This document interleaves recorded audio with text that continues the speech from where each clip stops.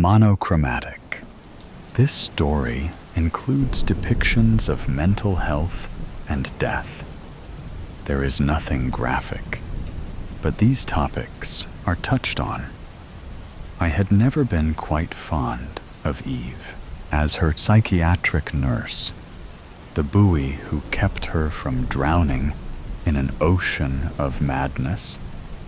I should have made an effort to respect my patient. I should have, and yet I couldn't. It was unbearable to deal with a soul so far gone, someone so dreadfully insane.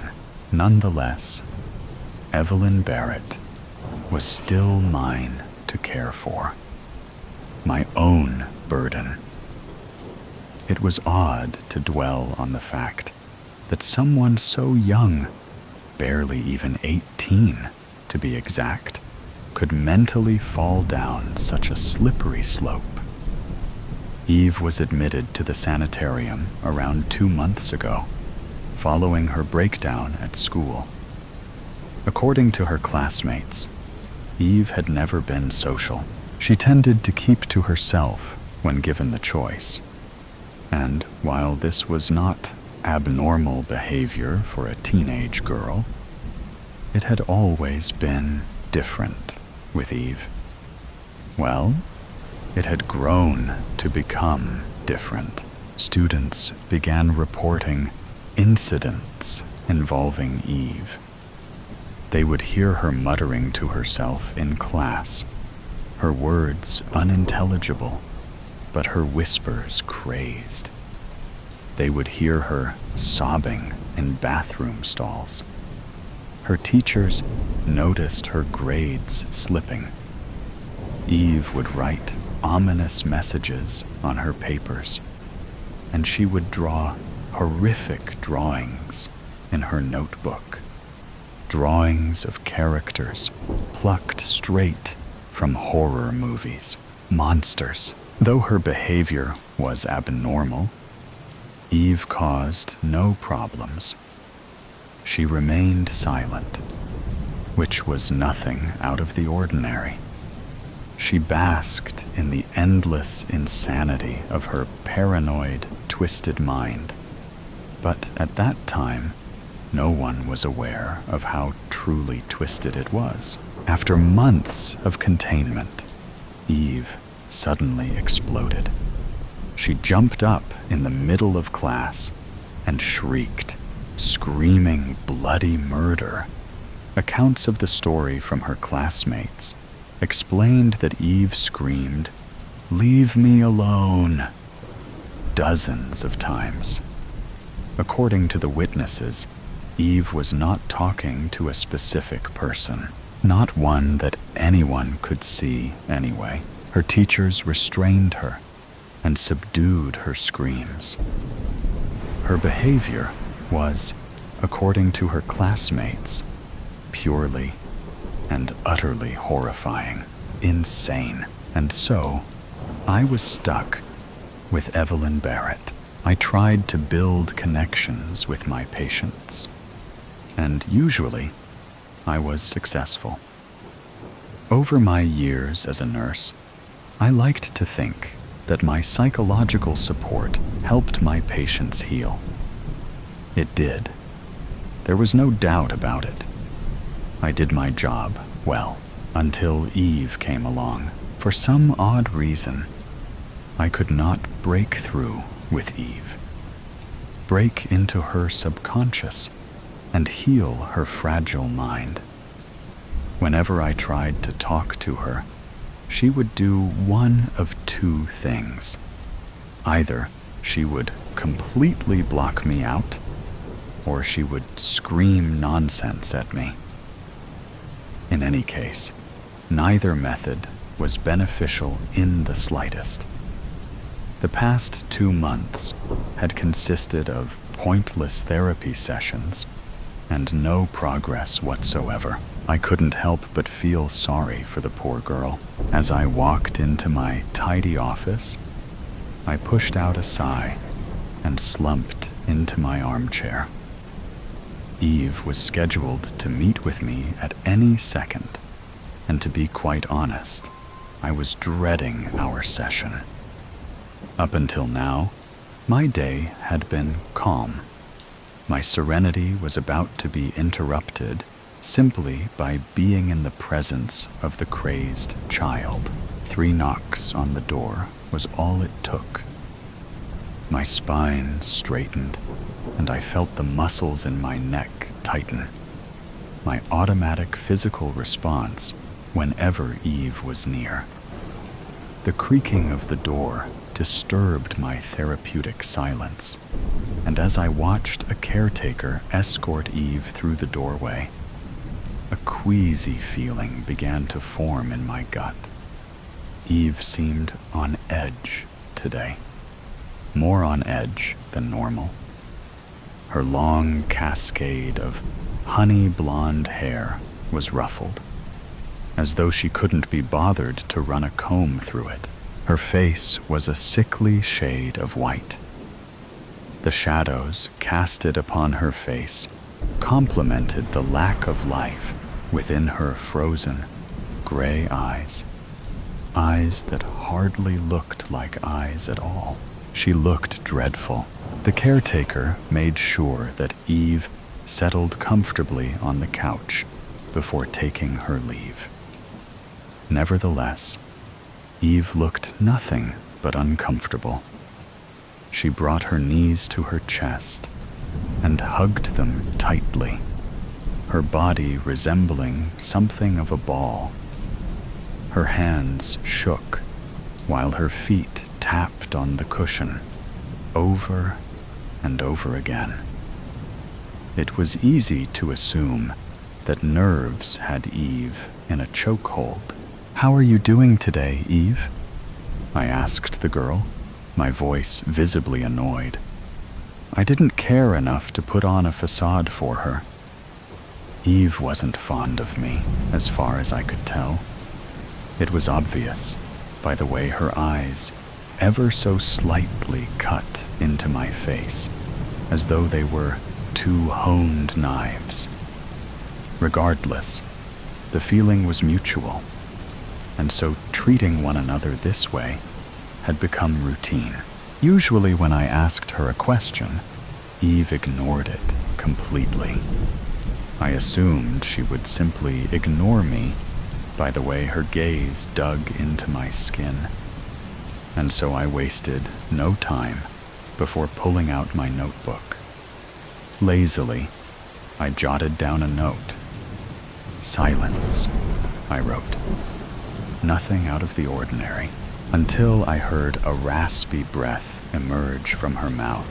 "He's going to kill me soon," Eve muttered, her voice barely a whisper.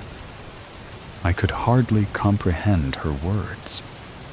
Her empty eyes widened as her fingernails dug into her pants. The girl rocked back and forth in a crazed manner, almost as though she truly feared for her life. I, for one, believed that Eve was bananas, but as her nurse, I could not disregard such an alarming phrase. "Who? Who's going to kill you?" I asked, as calmly as possible. Though I knew that Eve was completely mad, I knew that she was. Her words still managed to send a chill through my bones. Eve disregarded my words for a moment, her mind unable to flee from whatever eternal nightmare it was trapped in. Her gaze remained on the ground and focused on anything but me. Seconds ticked by. Minutes. Finally, Eve's eyes snapped to mine, somehow more frantic than before. "He's taking over my life, the world around me, everything," she snapped loudly, her sharp words making me flinch. Her body recoiled after her outburst, and she scrunched back into her ball with a shaken expression on her face. "He's going to kill me soon," she repeated. "I just know it." With a sigh, I set my notebook aside and leaned forward. This wasn't the first time that Eve had acted up during a session, but this was the first time that she seemed so sure. So sure about the fact that something was bothering her. I said, "You are safe here, Eve. Nothing is going to kill you. This is all in your mind, okay? You're okay." "No, please, Debbie. I am not insane. This is real," Eve persisted. Hearing her say my name was odd. She had never addressed me before, and until now, I did not know that she even knew my name. He's out to get me. The Shadow Man. He's the Shadow Man?" I repeated incredulously. Despite Eve's urgency, I did not believe her words. Her crazed, perplexing words. She had never once opened up to me like this, and so I had no reason to believe that she was telling the truth now. Instead of dismissing her comment, I wanted to dig further. It was my job, after all. "Who is he?" Eve shuddered, as though a gust of icy wind had blown through the room. "I don't know." She paused abruptly and locked eyes with me. "But he takes things from me. He steals them." Despite my confusion, I played into her claim. "What does he take from you?" Eve blinked multiple times. "Color." "Color?" "The color that I see. The color that she sees." "What does that mean, Eve?" I asked, and anxiety grasped my brain. Her answer, while strange, was also oddly specific. And something about that was off-putting. Color blindness. Was that what Eve was hinting at? Were colors fading from her vision? I took my assumption and rolled with it. "Does your family have a history of color blindness?" That sounded about right. Perhaps Eve was losing her sense of color, and she was freaking out about it. That wouldn't be anything out of the ordinary, but it was obviously nothing to go crazy about. No, it's not color blindness. He takes the color from me." She snapped again, her expression flushing with maroon fury. "You're wrong. I am not crazy. You think I am, but I'm not. I'm not." Suddenly, Eve was on her feet, marching across the room to my desk. I sat up out of habit and hesitated. Eve seemed angry. Was she going to attack me? Grab for a weapon? I decided to take no chances, and I, too, rose to my feet. I turned to face Eve, only to find that she was inspecting various objects on my desk. Colored pens, Post-its, my computer. "It's all black and white. Everything." She picked up a lime green Post-it and shook it in her hand. "I can't tell what color this is. He stole it from me. It's gone. It's all gone. He's gonna kill me once everything is gone." "Eve, calm down." "No, I can't. Eve paused abruptly. when her eyes fell upon a particular object on my desk. Her mouth gaped open as she snatched the object, inspecting it in awe. I almost reached for her arm and demanded for her to put the object down, but I restrained myself. Eve held the card that my daughter had made for me years ago. On the front of the card was a drawing of a rainbow, colored messily with crayon. My daughter had handcrafted the card when I fell terribly ill, and I believe that the card itself had cured me. I had kept it lying on my desk all these years, and the messy rainbow had been my constant reminder that color can supply us with life and wellness. And now, as Eve's shaky hands grasped the card, I fought the urge to snatch it from her. This card was precious to me. I couldn't risk her ruining it. It's colorful, she gasped in awe, her eyes absorbing the card as though its sparkles were emitting from it. I can see the rainbow. He hasn't stolen it from me.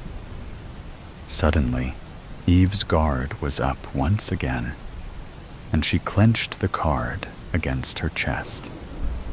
I winced as the paper grew crinkled in her strong grasp. I need to keep this card with me. I can't let the Shadow Man steal it. It's all I have left. Protectively, I shook my head. My deranged patient could not be trusted with my precious card, my personal gift from my daughter. No, I don't think that's... Debbie, please, Eve urged. For one moment, the desperation in her voice made her sound sane. This is life or death. I am not insane. He is going to kill me. I can't let him steal the color from this. It's all I have. Please. Hesitance gripped me by the throat, and I opened my mouth to speak. Nothing came out. Eve stared me down, and her empty eyes were suddenly not empty anymore.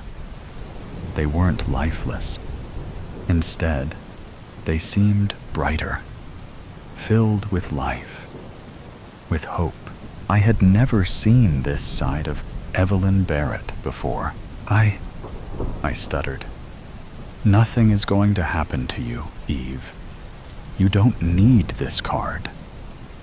But as I said these words, even I heard the doubt within my voice.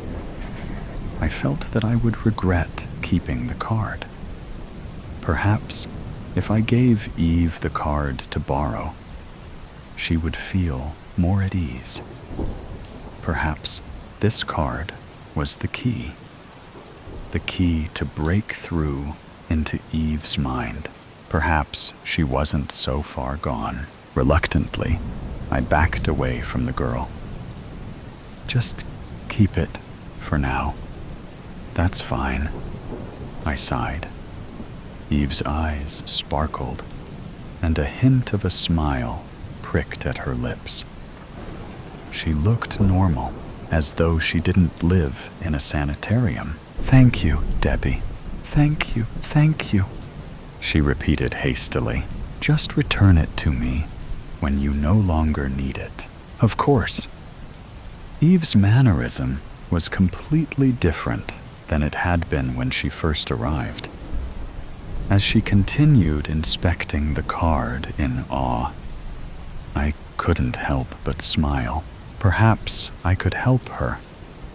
Perhaps the Eve that I was not quite fond of was fading, and a new girl was coming to light. Either way, I felt the start of something new. Hope. The next day, I was scheduled to check up on Eve. The feeling of apprehension that usually sat in the pit of my stomach was gone. Ever since our session yesterday, I had faith that my patient was healing, truly healing. I walked with optimism, hopeful that my relationship with Eve was growing stronger. One of the best feelings as a therapist was knowing that you were of aid to your patient, that you were able to dig them out of a great hole. It felt rewarding, fulfilling. I approached Eve's door and knocked gently so as not to startle her. Though she was in the process of healing, she was still fragile. I waited for a few seconds before knocking again.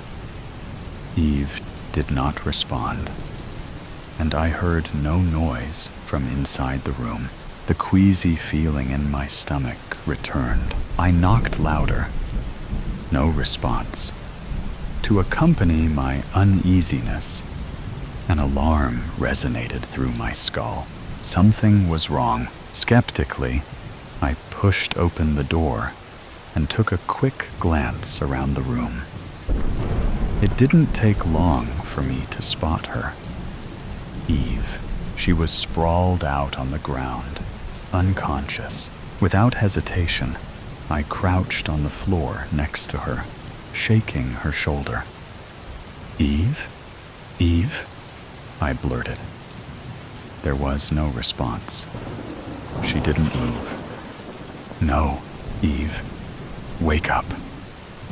My chest felt light as I reached for Eve's delicate wrist. There was no pulse. In fact, her skin was a block of ice. "Oh my God, Eve." Numbly, my eyes trailed over towards her hand. Her fingers limply held a little slip of paper with a rainbow on it. The card that my daughter made. The next few moments were a blur. My body began moving on its own, while my mind remained stuck on the image of Eve's body on the floor. Her still, pale body. As I unconsciously grabbed the card out of Eve's limp hand and shoved it in my pocket, I heard muffled voices entering the bedroom, scrambling around me, asking me what had happened. I didn't process the question, couldn't process it. All of my senses were honed in on Eve, on the fact that she was dead. Nurses surrounded Eve and I, and before I knew it, I was laying on the ground too, losing consciousness. I felt as though I was floating in outer space, and it became a struggle to breathe. My vision was fading into a deep darkness, and everyone near me was fading. The nurses, Eve, everything was fading. I was grasping onto nothing. But no, something was still there, hidden in the corner of my periphery. Though it blended within the darkness overtaking my mind, it wasn't completely hidden. I saw it. Him, though hardly visible, I was still able to make out the silhouette of a large man standing in the corner of the room. He hardly looked like a man at all, really. As far as I could tell, he had no hair, no face. He looked like an apparition by the way he blended into the wall behind him. He was the absence of everything, a void where light should have been. It was impossible to make out the distinct features of the man, but even with a blurry glimpse, I knew that the man was something of a sinister entity. Evil. As I blacked out, 2 words repeatedly rang in my head. They reverberated deeply, their consonants sounding of menacing death knells. It was all I heard as I lost consciousness. Shadow man, shadow man, shadow man. I woke up with a start on the couch in my office. My thoughts immediately trailed to what I last could remember. They trailed to Eve. She had died. Was that all a dream? What if it wasn't? What was the cause of her death? She was healthy, physically at least. Nothing made sense. The shadowed silhouette grazed my thoughts, and a chill fell over my body. I must have been imagining the man. I had not been in the right state of mind, nearly on the brink of passing out. It was an illusion. It had to be. So why was it that Eve had also been hallucinating a shadow man? A lump in my pocket alerted my senses, and I reached for whatever was inside. My fingers lifted out a piece of crinkled paper, scrunched up in a ball. The card. It was ruined, shoved in my pocket like a piece of trash. As my eyes welled up with tears, I unfolded the paper and examined the rainbow on the front. I blinked multiple times and wiped away the tears from my eyes. Something wasn't right. My vision was playing games with me. As I stared at the card, at the sloppy rainbow on the front, my heart dropped as I realized something. Eve wasn't crazy. The rainbow on the front of the card was no longer drawn in colorful crayon. It was purely black and white. Confessions of the Wicked. Trigger warning. This story contains mentions of suicide, murder, SA, and drug abuse to whomever it may concern in the future. I must confess, Lisa clutched the letter tightly in her trembling hands, her heart racing as she tried to process the words before her. Each sentence felt like a distant echo, her mind struggling to comprehend the reality they presented. The ink on the paper blurred into a haze as she stared at it as if it were a passage from a dramatic novel rather than a message meant for her. One shaky hand dropped to the desk, the wooden surface cool against her palm, while the other instinctively covered her mouth in a futile attempt to stifle a gasp. A powerful wave of dread surged through her, leaving her muscles taut and aching with anxiety. Feeling an urgent need to escape the suffocating atmosphere, she pivoted on her toes, her breath coming in quick, shallow gasps, and made a fast beeline for the door, desperate to put distance between herself and the shocking revelation contained in that letter. Her mind raced wildly, grappling with the cruel reality of working in the very prison where her brother had been a devoted inmate for the last 10 years. The stark, cold walls echoed with memories of their shared laughter, now replaced by a haunting sense of despair.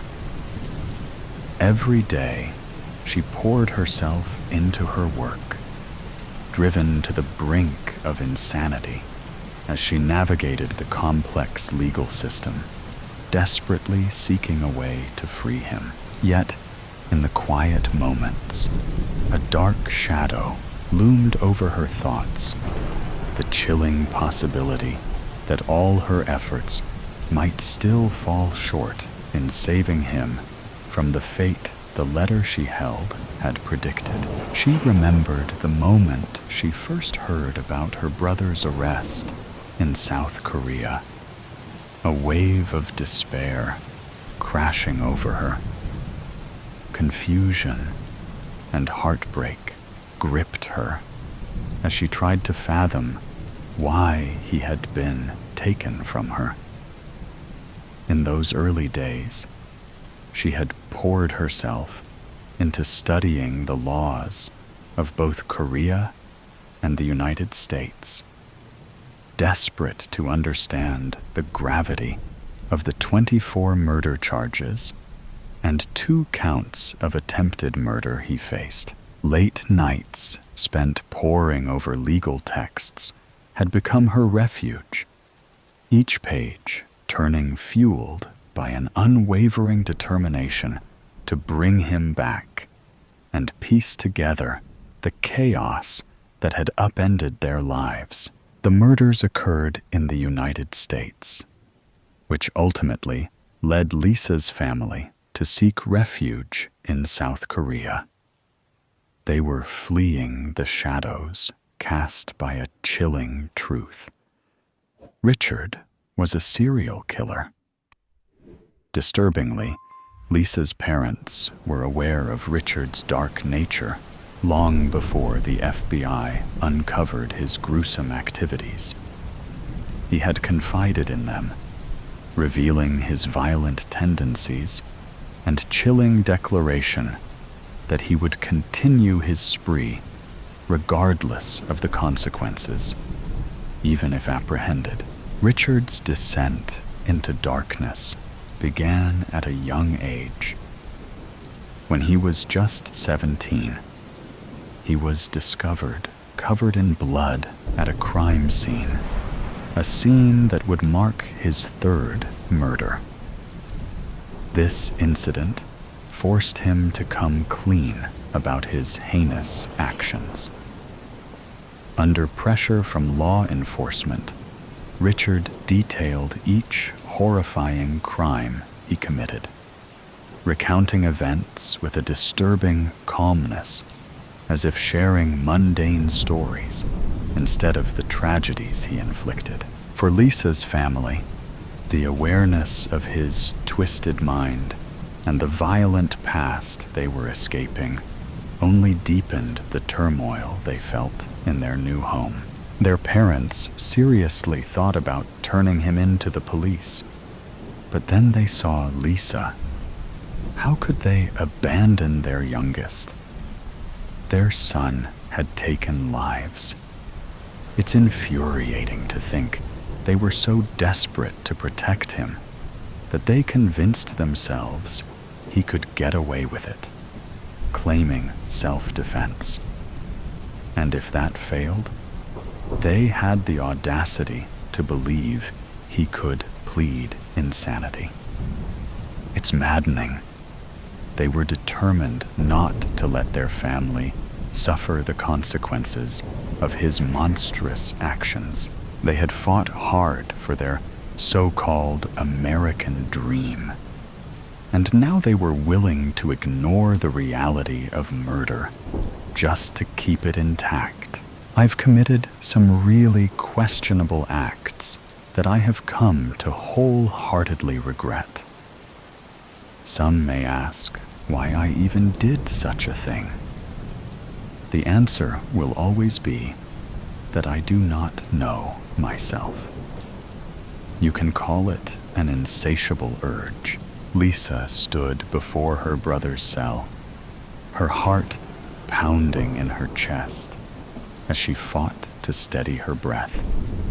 Each inhalation came in shaky increments, a desperate attempt to keep her presence unnoticed in the cold, dimly lit hallway.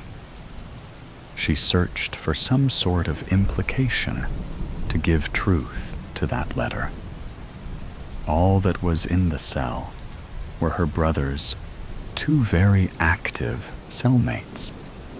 They slept serenely, coddled up like children against the wall of their respective bunks.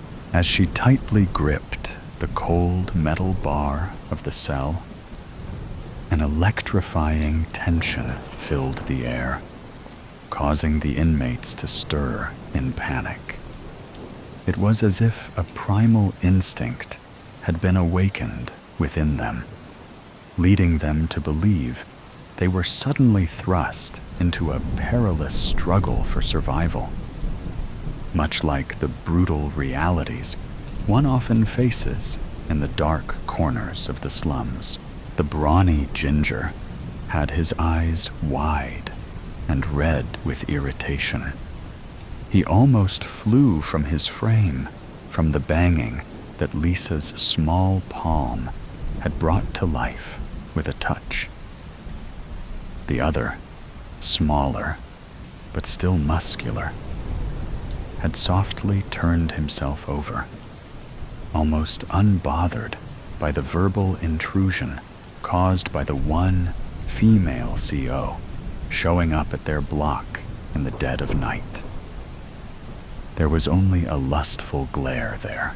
She sighed and glared at them, her stare demanding to see the last person in the shadows. She hoped from the bottom of her heart that her brother would creep up from behind the twin bunks. A silence made static pass through her ears, and her brother didn't emerge. Instead, that small inmate crept from his laid-down position and mirrored Lisa at the entrance to the cell. He breathed hard with a tangy output, showering Lisa's face with disgust. She scoffed as she pressed on her heels, steadily taking a step back. To Lisa, the inmate in front of her looked like a starved beast. She often saw the man in front of her teaching other inmates how to cope with their new life in prison. As an inmate himself, he should not have had the right to do so, but his compassion and leadership led people to look up to him. He was honestly the sweetest man that she could claim she met in prison. Even her brother had more spine than muscle. One day, Lisa decided to ask him why he was still in prison. He explained that same night that he received a life sentence after being caught. He admitted that when he was free, he kidnapped and tortured an uncomfortable amount of transient women. He said something along the lines of, "God has no respect for harlots." Maybe he was insane, but he claimed he was a respectful man of the Lord. In the state he stood in now, he was the pure antonym of the nice guy persona he usually shows. His eyes rested half-lidded and bloodshot. His gaze lingered on parts of her body with an unsettling desire. Although his hands gripped hard on the bars on either side of her face, he looked ready to topple over with a single misstep. He mumbled to say something, but she was only able to understand the slurring of an accused drunk. Realizing her presence made no difference to anyone in the vicinity, She sucked in as much as she could and ran off with that breath held within her chest. The letter elt as if it was coming true. I want to see the chaos from the front seat. Such a massacre has been my dream since becoming a person of power. I can do it, so why not? For 25 years, I have gotten away with enough wrongdoings to make the boy I'm killing tonight look like a saint. He's been a serial killer since childhood, but he's merciful in the sense he ends their suffering. However, Lisa rushed through the halls with her hands clasped around her keys. She glided past cell after cell with nothing standing out to her until she heard a muffled bang come from the prison's watchtower, cantered in the lunch area on the first floor. She crept up to the door and reached for the knob. A sharp pain ran through the muscles in her wrist. Her eyes closed for the moment of impact before she opened them to see her brother in nothing but his worn-out, once white, prison boxers. His eyes were wide and the same shaded red as the other inmate she had seen up close. His entire face was morphed into fear itself. Lisa had never seen him look like this. Richard fell on top of her, breathing as if he just escaped a nasty waterboarding session. Except he wasn't wet. He was covered in oil. She froze in place, a fathomable confusion filling her expression. The room grew more tense as Richard only stared for a moment and opened his mouth, inhaling and howling. He then pushed off Lisa's chest and sprinted away, never turning to look back. His destination seemed unclear. It just looked like he wanted to get as far away as possible. At first, she found the cowardice retreat understandable, because it made sense. The only time a prisoner would get to enter the watchtower was if they were in trouble and about to receive some sort of punishment. My morals have morphed over the years. I'm not an old man going senile. I have come to embrace the cruelty I wish to inhabit, although I still recognize that this is wrong. I want to watch the hell burn from its core. I understand that this is an unforgivable madness. The ending of the letter resurfaced in her brain as the warden walked out from the shadows of the tower. He smiled widely, towering over her in uniform pants and his uniform boots. He lifted his hand with his gun pointed to his head. She stared in horror as her brother's howling continued like a dog whistle. Before she could catch up with herself, the gun was fired and a bullet went straight through the warden's skull. So I write this letter to let you know that I will be taking my own life after have fun. And I take the boy's. His body fell limp, and the alarms finally took away her silence. She stared at the body, and the next 4 hours of her life passed in a blur.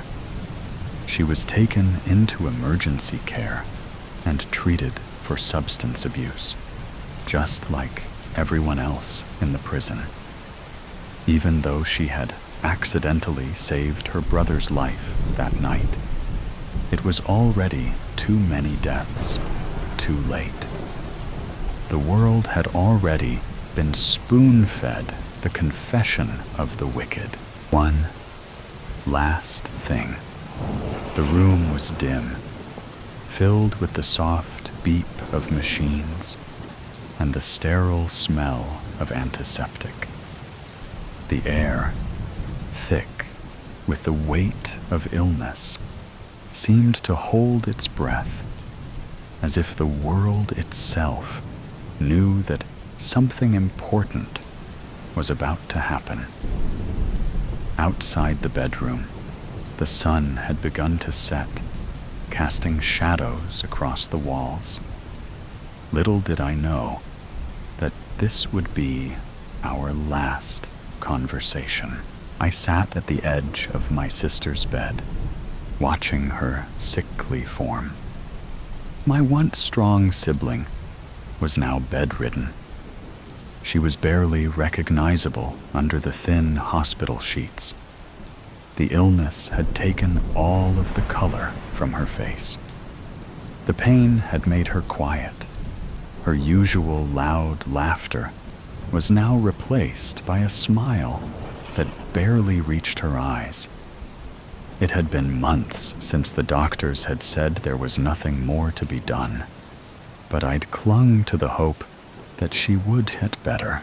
Hope, I had come to realize, was a luxury we couldn't afford anymore. I saw my sister every day after work. I would talk to her about everything that happened at work and some family gossip. I shared some jokes with her, even though I knew she wouldn't or couldn't respond. The hospice nurse said to expect her transition any day, but honestly, I didn't. I just wanted my oldest sister back. But nothing surprised me more than what she said to me one afternoon. She turned her head towards me and opened her eyes. She grabbed my hand as she tried to get the words out. "Claire," she said, her voice cracking. "There's something that I need to get out before I die." I leaned closer, trying to ignore the pang of anxiety that tightened my chest. "What is it, Jean? You can tell me anything." She squeezed my hand, her grip surprisingly firm for someone so weak. Her eyes held a gleam of urgency that I hadn't seen in a long time. "I got to get this off my chest. It's bad, very bad. You will think that it's something terrible, something unforgivable." I stared at her, not sure how to respond. The words felt like a weight pressing down on my chest. I had always known my sister went through something dramatic when I was away at college. Our parents and grandparents never told me what it was because they wanted me to focus on school. Every time I came home on a break, her and my parents would have this unspoken conversation, and I would feel left out. By the time I graduated, it no longer bothered me, but now she's deciding to tell this secret on her deathbed. "What do you mean?" I asked, my voice barely above a whisper. "What have you done?" She closed her eyes for a moment, as if gathering her thoughts, and when she opened them again, there was a deep sadness in her gaze. "It's about our stepfather. I never told you the truth about him, but I have to now. You deserve to know." My heart skipped a beat at the mention of my stepfather. He had been gone for years, disappeared when I was in junior high. I had never fully understood why he'd left or what had wholly happened. My mother had always been vague on the subject, speaking of him only in passing, and whenever I pressed for details, she would change the subject or tell me it wasn't important. But now, my sister is getting ready to tell me what happened to him and why everyone stopped talking about him. And it was big. I leaned in, my voice trembling as I asked, "What did you do?" Her eyes darkened, the weight of her words almost too much to bear. I was into some things that Mom didn't like. One night, Iz got high with my boyfriend. We were at the park smoking in his car. Mom was upset that I missed curfew. She sent our stepdad to look for me. When he caught up with us, we were naked in the car. He was so made that he broke the window with his fists. My boyfriend and him got into a fight. He kept hitting Lance even after he stopped moving. So I took the flashlight out the back seat and hit our stepdad on the back of his head. But the thing is that I didn't stop until I saw blood dripping from his head. It was almost like I was having an out-of-body experience. My boyfriend woke up and saw the mess. He wanted to hide the body, and I helped him. I helped him cover it up, and I'm not proud of it. I thought I could escape it, that I could bury it, but it's always been there, eating away at me. Now I can't take it with me, my stomach twisted into knots. You're telling me that you and Lance murdered our stepdad? She hesitated. Yes. Then we drove to the bridge and dumped his body in the river. The words hit me like a physical blow. In the river, I repeated. Her face crumpled. Yes. And when I got home, I told Mom that he saw me naked and tried to kiss me. She was beside herself, crying for days. Grandma came over to comfort her, while Grandpa packed up all his things. His body was found weeks later, and there were no suspects. I really tried to forget. I told myself it was just an accident. It wasn't my fault, and that I had no choice. But I did, Claire. I had a choice. I could have done things differently. I could have gone to the police. But I didn't. I sat back, feeling as if the floor had dropped out from under me. A cold numbness spread through my veins. For a moment, I couldn't breathe. The room seemed to spin. The stepfather I had spent my whole life wondering about was killed by my sister. But why are you telling me this now? I managed to ask, my voice hoarse with emotion. Why after all this time? You could have kept this secret forever. Her grip on my hand tightened. Because I can't take it with me. I don't deserve forgiveness. I don't want you to carry this burden. You need to know the truth so you can decide what to do with it, so you can make your own choices. I swallowed hard, my mind racing. The weight of her confession pressed down on me. My sister had kept this secret for decades, burying it deep inside her. And now, with her life nearing its end, she was leaving me with it. A secret too big, too dangerous to keep. A secret that could destroy everything I thought I knew about my family. The machines in the room beeped in time with her slow, labored breaths. I watched her. This woman, who had once been my best friend, now reduced to a shell of the person she had been. And in that moment, I realized something.